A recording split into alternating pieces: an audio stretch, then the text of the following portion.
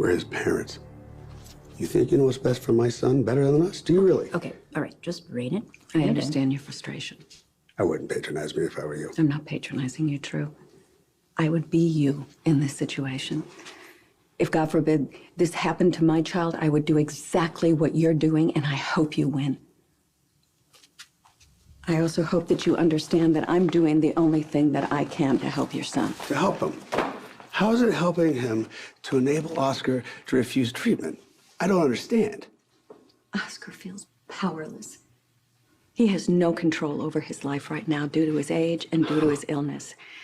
And I am able to give him one thing, a sense of control and a sense of peace over his life by allowing him the chance to express himself. And Drew, I think he deserves that. Not at the expense of his own life. I promise you that I will represent your son with respect and dignity. And if I don't do this, he is going to go to Scott Baldwin, and Scott Baldwin will turn this into a circus. He will spark a national debate to gain notoriety for his own benefit, and your son will get lost in the shuffle. I will keep this private, and I will keep your son from being exploited.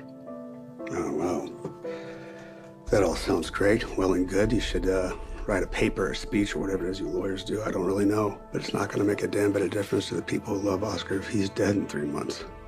Because he turns down his only chance to save his life.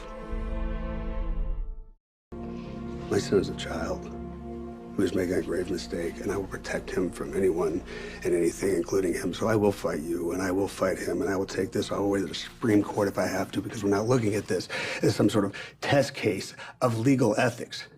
We're looking at it as parents who intend to give their child the best chance to save his life.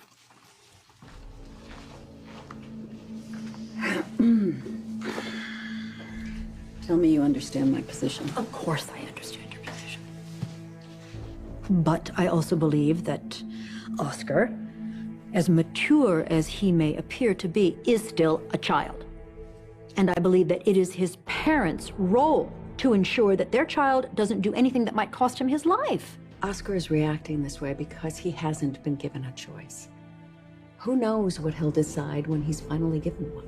It's a pretty big gamble, my friend. It's ironic, isn't it?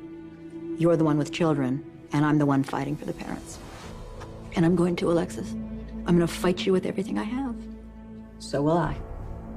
I would expect nothing less. Kevin, I am so glad you waited for me. Yeah, well, I just had to get out of there. I hope I didn't make things harder for you. Nah. Alexis and I understand each other. Well, I'm glad somebody understands her, because I sure as hell do not. If it's any consolation to you, the deck is squarely stacked against her. No judge is going to grant Oscar emancipation until he can prove that he can support himself without parental assistance. And Oscar is an unemployed teenager. I am hoping the judge just dismisses this case out of hand. Miss Davis, I finished step 1. I got a job. So what's next?